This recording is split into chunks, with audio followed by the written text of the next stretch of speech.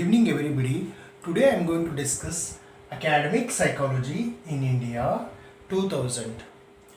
In our previous class we have discussed the pre-independence and post-independence 1950 to 1960 and 1970 and 1980. Even also I have discussed 1990 paradigmatic concern also. So these are the stages we can what we notice. A very important point is that there is a shift from Western psychology to Indian psychology. That means native psychology or native wisdom. So why it took place? Because as we know from the previous videos, if you follow my previous videos, you came to know that there is a urgent need of Indian psychology, because Western concept psychology or Western theory fail to address the Indian issues.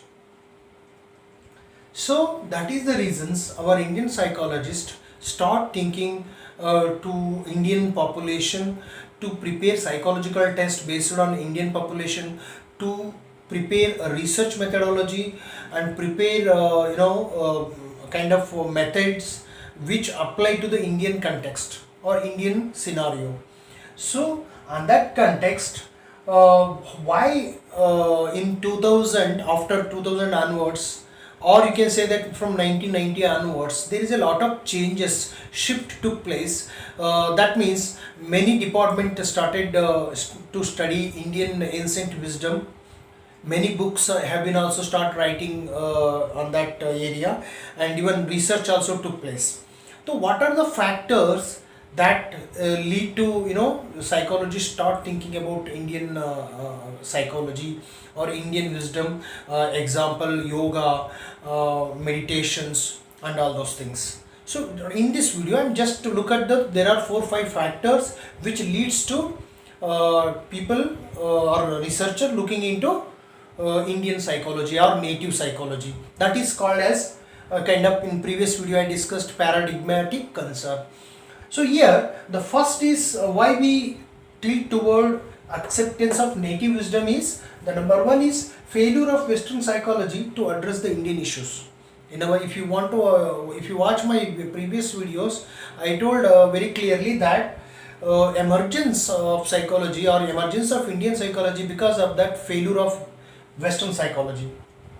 Like, because Western theory and concepts are totally different from Indian psyche or Indian population, because our culture is totally different, our scenario, our psyche, geographical extent is totally different. And second point is growing popularity of yoga and meditations.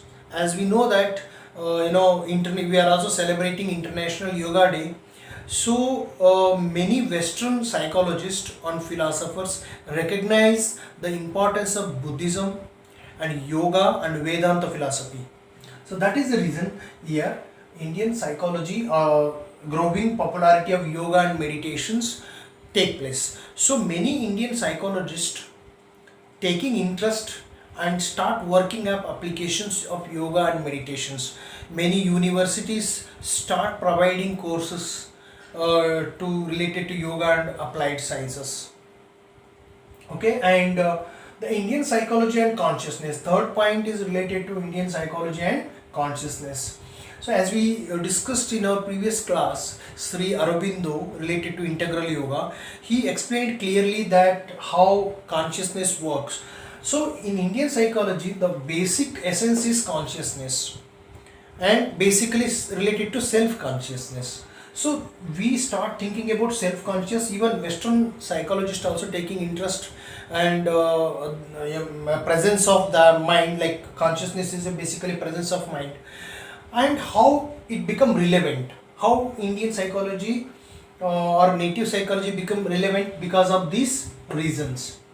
And the fourth is India as an emerging power, economic power after globalizations. We know that the India's presence and in India's culture and India's diversity and also being a democracy, it giving famous kind of message to from it, whether it may be yoga, whether it may be philosophy and with science and technology.